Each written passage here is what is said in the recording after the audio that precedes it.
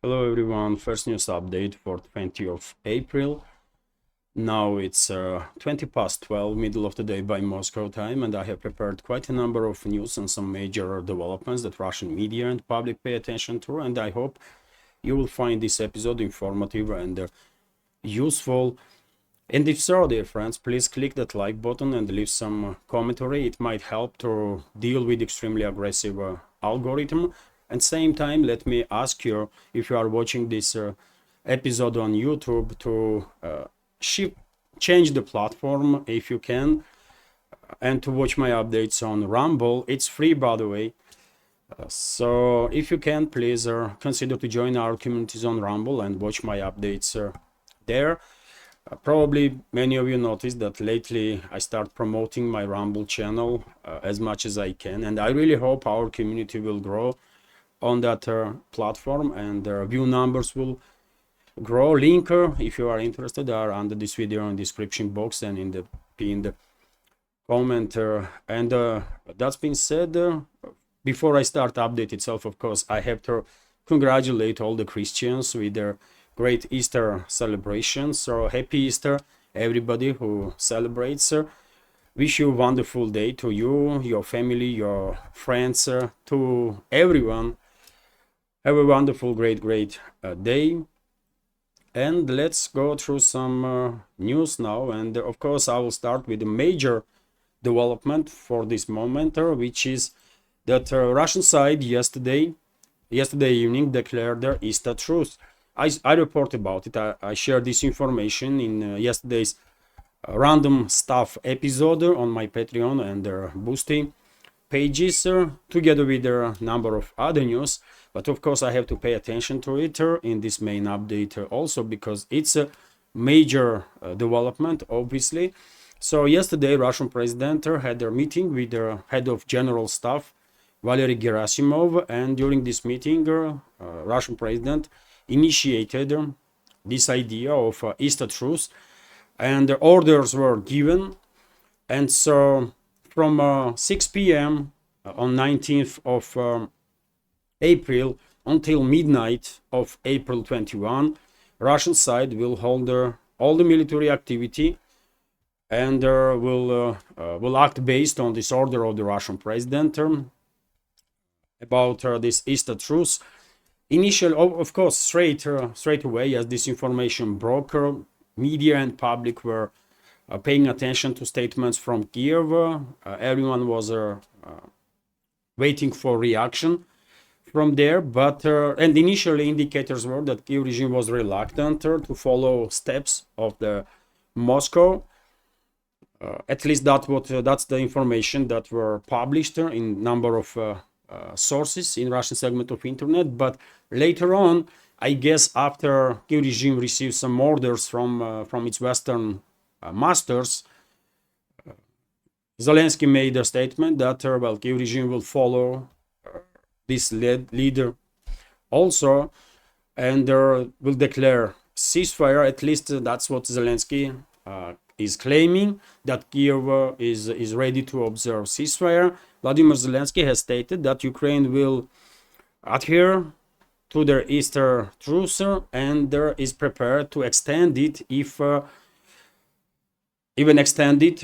Well, I don't know about extension, but Russian side will definitely hold fire until midnight 21st of April. But everybody, by the way, everybody that more or less informed about developments in this world and in Ukrainian crisis, knew straight away that most likely Kiev regime will breach this ceasefire. And that's exactly what happened. Yesterday, for example, yesterday late evening, a report came in that Kiev regime was shelling a number of settlements in the Kherson region, and governor of the region, Vladimir Saldo, made a statement about it. And this morning, Russian media reported that Kiev regime shelled Donetsk city in a DPR and also Gorlovka city. There are photo and video evidences of that. So therefore, even though Zelensky formally declared that Kiev regime will follow this Russian leader when it comes to Easter truce, in reality, Kiev regime's forces are breaching ceasefire, what is not really that surprising, because after all, just recently there was a energy so-called ceasefire in place, and Kyiv regime was breaching that energy ceasefire, 30-day ceasefire, every single day.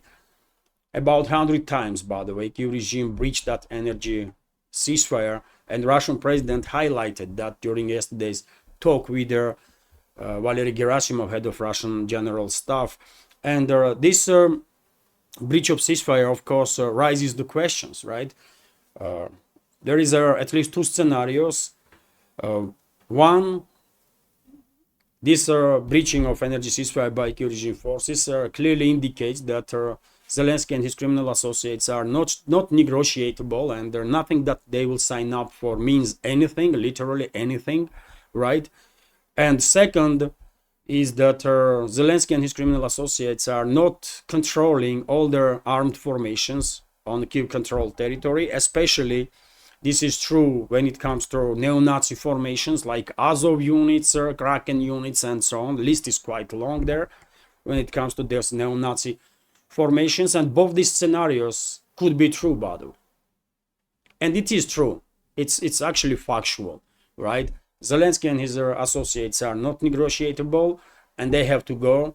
And there are these Nazi formations that are incorporated into Kyiv regime's armed forces definitely are not taking no orders from Zelensky or anyone else. They have their own agenda, and they are pursuing this agenda. And if anyone has any influence on them, on those formations, is I guess British Defense Ministry and Secret Services, MI6. That's my understanding of the situation.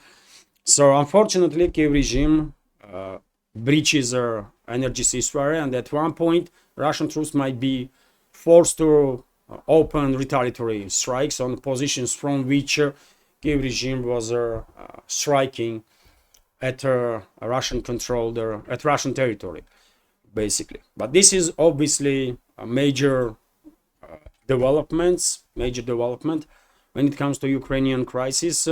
Barely anybody expected that Moscow will initiate this Easter truce, but well, Moscow did, which once again indicates that Russia really wants this conflict to end and sustained peace to be established. But to achieve this, obviously, root causes need to be addressed. This is a very complex issue, and until collective West is not ready to address root causes of this crisis, it is highly unlikely that we will have a real progress on the ground.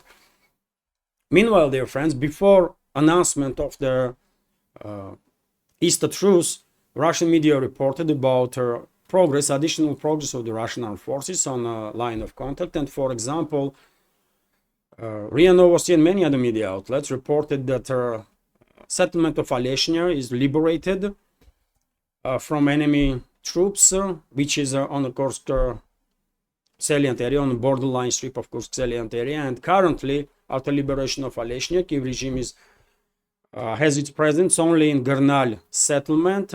And I think once this Easter truce will end, Russian troops, it will take only a couple of days for Russian troops to finalize clearing operation in that Gernal settlement also. And yesterday, Russian media, including TASS news agency, reported also that Russian armed forces liberated settlement of Shevchenko in the DPR. And this news somewhat came as a little bit of surprise, really. Shevchenko is, of course, a major settlement on the Pokrovsk-Mirnograd direction. Let me show you, dear friends, where Shevchenko is. And this is Shevchenko, by the way, settlement. On the south side, southern western side of Pokrovsk city, and this is major breakthrough, I will say, sectoral scale breakthrough for Russian armed forces in this direction. Recently, Kyiv regime's forces were trying actively with their local scale counterattacks, counteroffensives, to force Russian troops back of southern areas, but they failed they failed big time. They sacrificed thousands of their troops without achieving much really, and that's why I'm saying that information about liberation of Shevchenko become as a somewhat surprise. I didn't expect this, but yes, it is the case.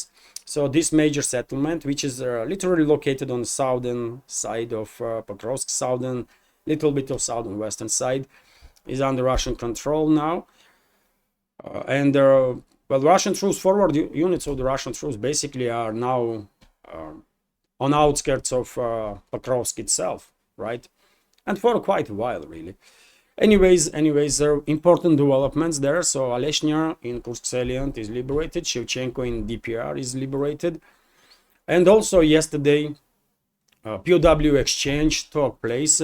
Russian side released 246 Ukrainian POWs, and Russia received 246 Russian POWs. Also, Russian side, as a gesture of goodwill, released 31 wounded Ukrainian POWs, and Kyiv regime released 15 wounded Russian servicemen. So some positive there. RT is also reporting that, well, according to Putin said, Trump understands root causes of the Ukraine conflict, which is good, even great if this is true. So the administration of the US President Donald Trump understands the key causes of the Ukrainian conflict. Russian President Vladimir Putin's aide has stated. Yuri Ushakov emphasized, however, that the major obstacle to a peace deal is the widespread anti-Russian sentiment which prevails in the West. Ushakov made the remarks in Thursday interview with the Russian journalist Pavel Zarubin, which was released this weekend. Little bit of insight of these talks that are taking place between representatives of US and Russia. And if Ushakov thinks that Trump understands root causes of the crisis, if Trump understands that this root causes needs to be addressed to resolve the issue, then this is good. This is good, of course. But yet again, there is another point that Ushakov is making, that there is a widespread anti-Russian hysteria in the West, especially in Europe, which is controlled by the globalists big time, and therefore, obviously, there are significant forces, influential forces in play that will try and already are trying to derail rapprochement between Moscow and Washington. So both sides should keep in mind that, right, while continuing this attempts to at least de-escalate relationships between the two major nuclear superpowers. And in this regard, we have this report from RT that Trump's administration plans to send invoy to Russia again. This was initially reported by CNN. US President Donald Trump's administration is planning one more meeting between Special Envoy Steve Witkoff and senior Russian officials to get Moscow on board with its vision for peace in Ukraine conflict, CNN has claimed, citing anonymous sources. In its article, CNN further quoted its source as saying that Washington's plan, which was reportedly presented to Ukrainian officials and several European leaders during a top-level meeting in Paris on Tuesday or Thursday, that was envisions a ceasefire along the current front line. The US government also supposedly signaled the willingness to recognize Crimea as a Russian territory. Well, on current line of contact, there can be no freezing of the conflict. It's impossible, by the way. If Ushakov is correct and Trump understands Russian concerns, if Trump understands root causes of the crisis, and if he understands that these root causes have to be addressed, then Washington should not demand from Moscow to freeze the conflict on the current line of conflict, because according to Russian constitution and according to results of the referendums that took place in not just Crimea in 2014 already, but also in Kherson and Zaporozhye regions, in DPR and LPR, people had their say. They wanted to join Russian Federation. Moscow acknowledged the will of people and received these regions into Russia, and the constitution has been adapted to this new reality, and these regions are now Russian Federation. And therefore, no Russian leader, by the way, no one can ever agree not to liberate Russian territories, to leave it under occupation. It's just not happening. It's non-starter, and therefore I really hope CNN is mistaken here, and Witkov will not come to Moscow with this idea that Russia should stop offensive operations and freeze the conflict on the current line. It's just a non-starter, but it's a non-starter, and yes, US might think that they might speculate with their topic of recognition of Crimea, and they will have some leverage over Moscow by that, but this is also a mistaken approach. This is wrong approach, because we don't really care what Washington will acknowledge or not. Crimea is Russia. Kherson, Zaporozhye, DPR, LPR is Russia, right? That's it. We don't give a damn who says what. As simple as that. As simple as that. So if Washington really wants to normalize the relationships, they should act based on objective reality. US started this war. US, by the way, started this proxy war against Russia. US was leading this proxy war against Russia for at least several administrations, during the several administrations, right? And I remind you, friends, that this proxy war started in 2014 when Biden's administration at the time orchestrated bloody coup d'etat in Kiev, right? And one may even argue that this proxy war actually started even far in past, in 2008, when NATO officially declared that Georgia and Ukraine will join NATO.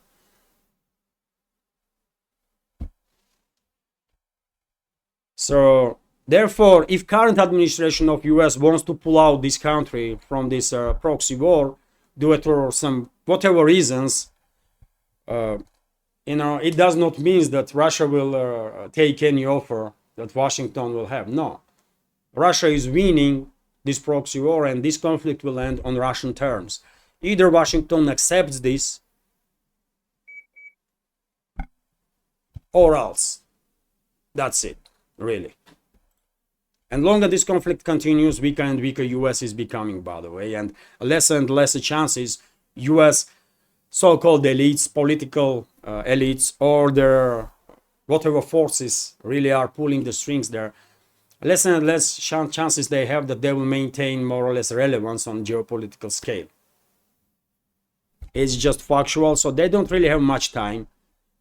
Washington is running out of time, so therefore I don't think they are in a position to come up with some sort of unrealistic ideas, unrealistic proposals, or their ultimatums. No, it will not work, by the way, 100%. And it's not just Crimea, Zaporozhye, Kherson, DPR, LPR are part of Russia, but I believe once this military phase of conflict ends, and it will end one day, isn't it? I think if it will end now in relatively short time, in that case, referendum should take place in all regions of so-called Ukraine, and people should have a say.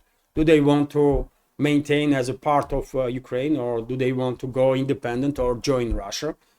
And the will of people should be respected.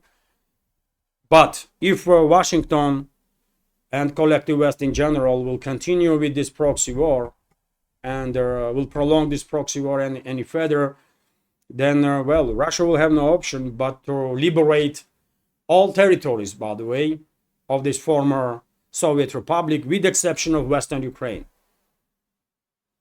And that means liberation of Kiev also. And in that case, Ukraine as a state will cease to exist on the political map. Only realistic chance for Ukraine to maintain statehood, landlocked statehood, yes, because I'm quite sure Odessa and Nikolaev regions will join Russian Federation after referendums. But Kiev and surrounding few regions to maintain a quasi-statehood on the political map. This conflict has to end now, in a relatively near future. Otherwise, if conflict will be prolonged for not just entire 2025, but also for 2026, then, well, the Russian side will have no incentive to hold any talks with the representatives of collective West, and Russian armed forces will do what is necessary. And the entire territory of this former Soviet Republic, with the exception of Western Ukraine, most likely, in my opinion, will be liberated, including Kiev. And once this is done, if it comes to it, then of course Ukraine as a state will cease to exist. That's it. And all these regions will join Russia. That's been said, dear friends. Let's go through to some other news now. Kommersant newspaper is reporting that US is not yet considering new military aid package to Ukraine, according to New York Times. So White House is virtually not discussing the next package of military aid to Ukraine. New York Times reports, citing Kiev supporters in the Congress. According to the publication, European officials have also not received reassurances from the United States that it will continue to pass intelligence to Ukraine. New York Times notes that the White House recently been talking about what it is getting, not what it plans to give in its dialogue with the Ukraine. So if true, by the way, if true, and if Trump's administration is not working on additional military aid packages, that's something of positive. We should acknowledge that. But same time, it is unfortunate that Trump's administration continues to deliver all the military equipment and munition that previous administration authorized. And unfortunately, Washington continues to share intelligence in real time with this Western-backed terrorist regime of Zelensky. So US is very, very much involved still, by the way, in this proxy war against Russia, and it is unfortunate that not just US is not just involved, but plays crucial role in this proxy war because of this intelligence sharing, right? All these long-range strikes, by the way, that Kyiv regime is conducting cannot be done in this scale without US assistance, and we all know that.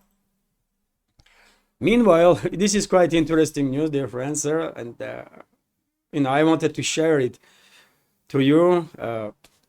There is a new poll data which says that anti-Russian hysteria is dying down, kind of, in US, little by little. So Americans are split now on whether Russia is an enemy or not. So Americans are eventually divided on whether Russia is an enemy of the US, with their percentage holding that view failing to its lowest level since 2022, according to new Pew Research Center poll released on Thursday. Their findings coincide with the efforts by President Donald Trump's administration to negotiate a resolution to a Ukrainian conflict. According to poll numbers, 50% of US adults view Russia as an enemy, which is unfortunate, by the way, but this number is down from 61% 1 year ago. So there is some progress there. And 64% and 70% in 2023 and 2022. So in 2022, by the way, some 70% of US citizens were thinking that Russians are enemy. Why? What was wrong with these people, man?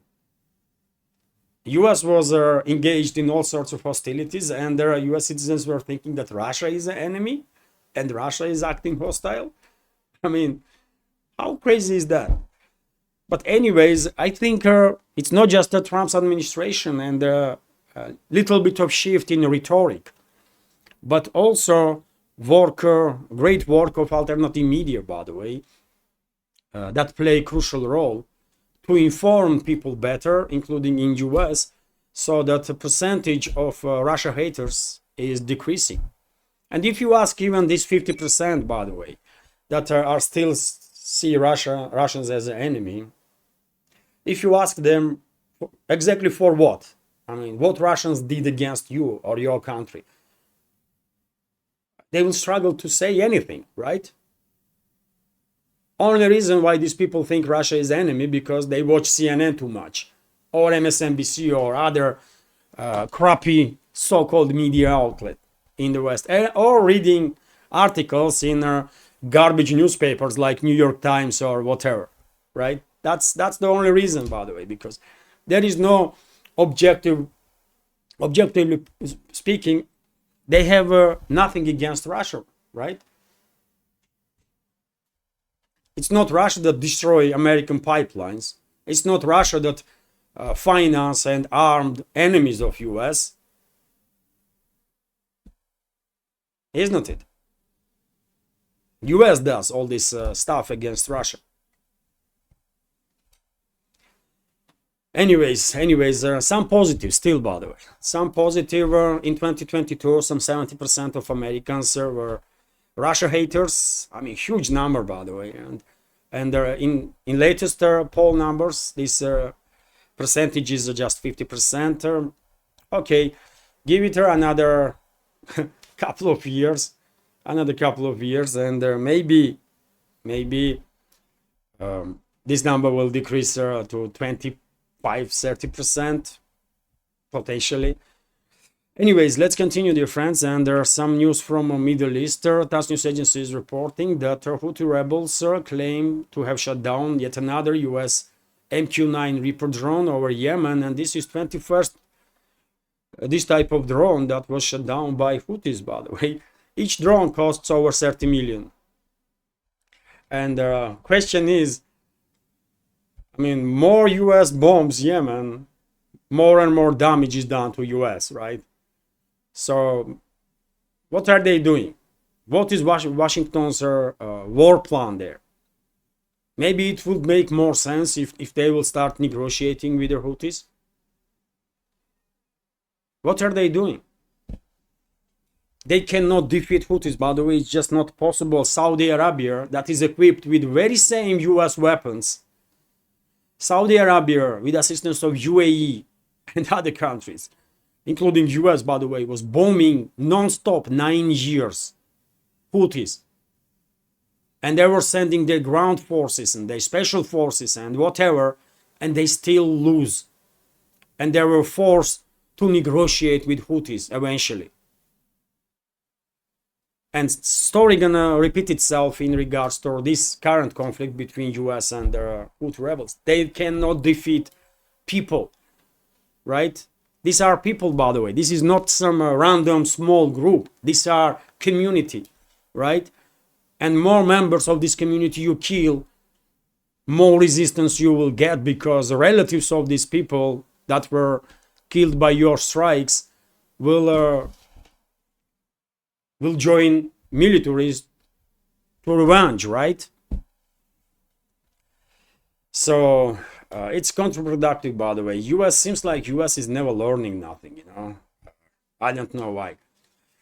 And when it comes to this conflict, we have this report from Vzglyad newspaper that Houthis not just shut down Houthi rebels not just shut down MQ-9 drone of US, but also fired their long-range rockets and drones towards 2 aircraft carriers of US, Harry Truman and Carl Vinson. So the US Navy aircraft carriers Harry Truman and Carl Vinson were hit by drone strikes. Yemeni Houthis from their Ansar Allah movement reported, according to Houthi spokesman Yahir Saria. Attacks were carried out on the aircraft carriers as well as on military escort ships in the Red Sea and the Arabian Sea. Saria stated, well, I think this is a bit of exaggeration. I don't think any of the Houthi missiles or the drones actually hit these carriers. But I believe they were launched in direction of these strike groups, right? But one day, something might happen. By the way, we also don't understand that aircraft carrier never moves alone, right? There is a support vessels, at least 3 to 5 support vessels that have only one job: to protect carrier, right? And they are heavily armed with their air defense systems.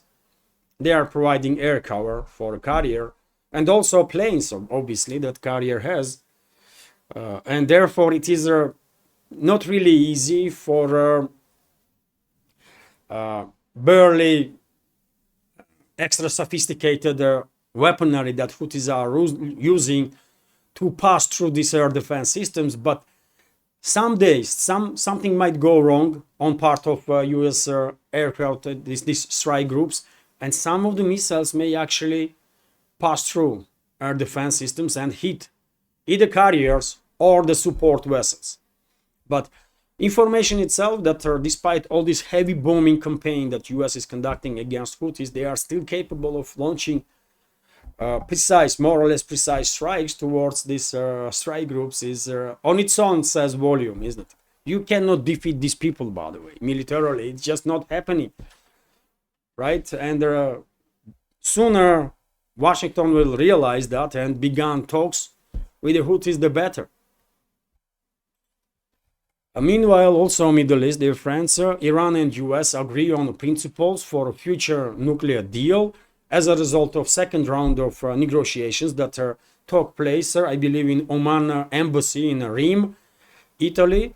So Tehran and Washington have agreed on the principles of the future agreement on the nuclear deal. Iranian Foreign Minister Abbas Araghchi said following talks with the American side. This time we managed to agree on a number of principles and goals for a future agreement, he said.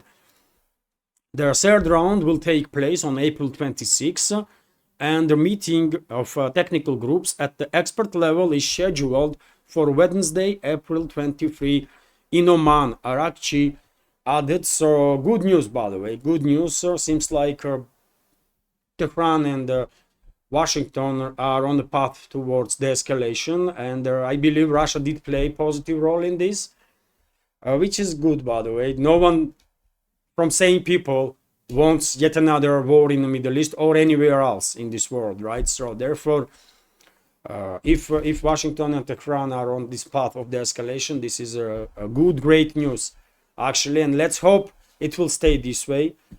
And Trump will stop threatening Iran with the bombings and that kind of stuff, because it not helps. It not helps. Vzglyad newspaper also reports that Russia terminates agreements with Norway, Finland and Sweden on the Barents region. So the Russian government has decided to terminate international agreements with Norway, Finland and Sweden concerning the Barents region and the joint response to emergencies. Prime Minister Mikhail Mishustin signed an order to denounce the agreement between Russia and Norway, Finland and Sweden on the creation of their international Barents Secretariat, which was concluded in Rovaniemi. I don't know where this city is, by the way, either in Finland, either in Norway or in Sweden. On November 15, 2007, the document also mentioned the termination of the agreement between the governments of the Barents Euro-Arctic Council member states on cooperation in the field of prevention, preparedness and response to emergencies. This agreement was signed in Moscow on 11 December 2008. Russia has previously announced its withdrawal from the Barents Euro-Arctic Council, and I guess this step is basically forced one, because all these countries, Finland, Sweden, Norway, are acting extremely hostile towards Russia. They are not on a cooperation side, so therefore it does make no sense for Russia to stay formally a part of this agreement. So therefore, yes, it does make sense to denounce all the agreements that are not really working no more. And finally, dear friends, I'll give you this news that Russian Soyuz MS-26 spacecraft returned to the Earth crew from ISS, International Space Station. So Roscosmos cosmonauts Alexei Ovchinin, Ivan Wagner, and the NASA astronaut Donald Pettit have returned to the Earth. The cosmonauts and astronauts returned from their International Space Station aboard Soyuz MS-26 spacecraft, which landed in Kazakhstan. Rescuers were obviously immediately detached to reach the site of descent and to help crew members to get out of this capsule. I actually shared on my Telegram and Twitter X pages this video of descent. Standing by for touchdown. And touchdown. Yeah, that's the descent, by the way. And you might think it was a heavy descent, but no. When a capsule reaches several meters from the ground, engines are fired to slow down descent even more, and that's why you see at one point there flames kind of under the capsule. Yeah, that's how these capsules operate, by the way. Several meters above the ground, they are firing these rocket engines to further slow down capsule, and some cushion kind of is created for the spacecraft. So good news that demonstrates that cooperation is possible, by the way, between Washington and Moscow, isn't it? And this example of combined work of Russian cosmonauts, US astronauts on International Space Station is an example of that, and fact of cooperation that continues between Roscosmos and NASA. So yes, it is clearly a possibility if politicians will act in this direction towards cooperation, then relationships between Russia and US may actually improve, by the way, and in relatively short time. Right? All US has to do is acknowledge that they lost this proxy war against Russia. All Trump's administration has to say is that US was controlled by globalists in previous years. Now different people are in charge, and this administration sees that it's not in America's interest to be engaged in a war with Russia. It's exactly the opposite. In the US interests is to cooperate with Russia, and once they will say it openly, by the way, US public will support them, right? They will have public support on that. Why they are afraid to say so? So they have to de-escalate. They have to acknowledge that it was a big mistake on part of US, to say it mildly.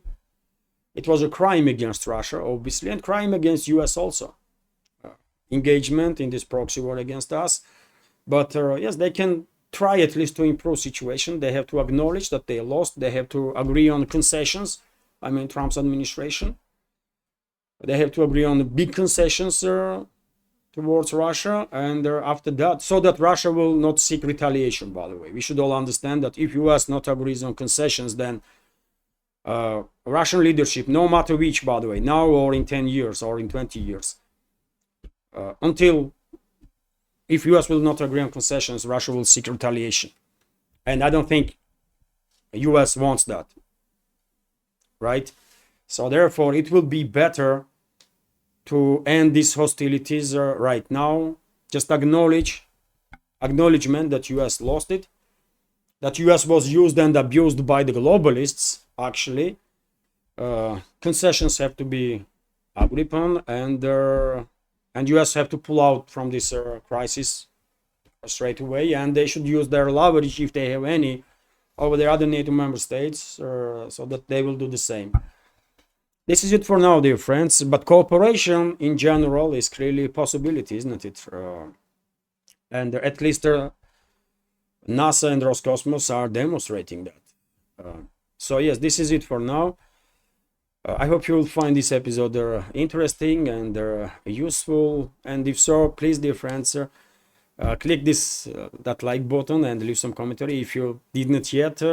it might really help to reach wider audience. Share videos with your friends if you can, or information about my channel, that might also help. And finally, if you like my work, please consider to support this project with donation through PayPal or Boosty platforms, or by subscribing to my Patreon page or page on Boosty, where I have quite a lot of extra content on regular basis.